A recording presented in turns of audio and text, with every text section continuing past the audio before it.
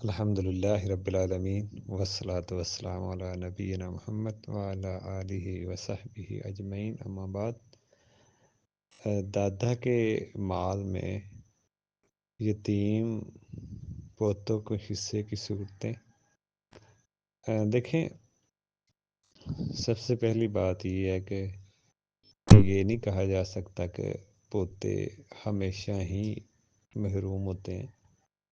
ان کی مختلف صورتیں ہیں، بعض کا ان کو ملتا ہے، بعض کا ان کو نہیں ملتا، اور بعض کا ان کو وصیت سے ملتا ہے۔ یعنی کہ جب مرنے والے کی اولاد میں بیٹے ہوں بیٹیاں تو پھر ان کو وصیت سے ملتا ہے 1/3۔ وہ دادا دادی کے لیے ہے کہ وہ ان پہ اگر دینا چاہتے ہیں تو 1/3 کر دیں۔ اگر وراثت کے لحاظ سے نہیں مل رہا تو وصیت کے لحاظ سے مل جائے گا۔ یہ ایک صورت ہے۔ تیسری صورت یہ ہے کہ اگر کسی کے بیٹے نہ ہوں مذکر وارث تو یہی مال پھر پوتی پوتا لے لیں گے، پوتا ڈبل سنگل۔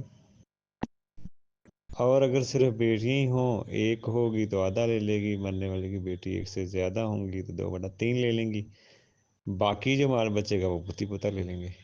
یہ بھی صورت ہے۔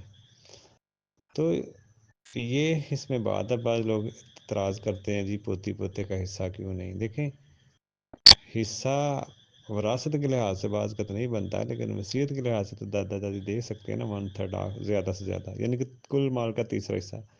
بعض کا ان کو 1/3 وصیت کرنے سے بیٹی بیٹوں سے بھی زیادہ ان کا بن جاتا ہے۔ جیسے کسی کے 5-6 بیٹی بیٹے ہیں اور پوتا اکیلا یا 7 پوتی ہے تو تیسرا حصہ کا تو ان کو ہی چلے جانا اگر 1/3 وصیت کی ہو۔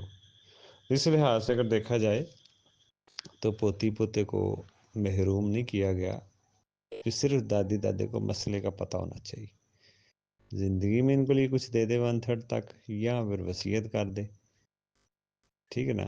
اگر دادی دادے کو اس کا علم نہیں ہے، وہ اپنا مال دینا چاہتے ہیں اور اسی طرح فوت ہو جاتے ہیں، وصیت نہیں کرتے ان کو یا کچھ نہ کچھ زندگی میں دیتے ہیں، تو پھر کوئی رستہ نہیں ہوتا ان کو دینے کا۔ ہاں، کوئی اپنی مرضی سے خوشی سے دے دے تو وہ الگ بات ہوتی ہے، لیکن مذکر وارث اگر ہوں مرنے والے کے بیٹے بیٹیاں تو پھر پوتی پوتے محروم ہیں۔ بعض کا تو ہوتا ہے نا ان کا والد جو ہے نا یہ باپ کی زندگی میں ہی فوت ہو جاتا ہے، تو پھر یہ صورت بنتی ہے، یعنی کہ پوتی پوتوں کا جو والد ہے وہ اپنے والد سے پہلے فوت جاتا ہے، تو ابھی وراثت تقسیم نہیں ہوئی ہوتی، مال نہیں انہوں نے دیا ہوتا، وراثت تو خیر مرنے کے بعد ہوتی ہے، تو اس لیے پھر یہ ان کی یہ صورتیں ہیں۔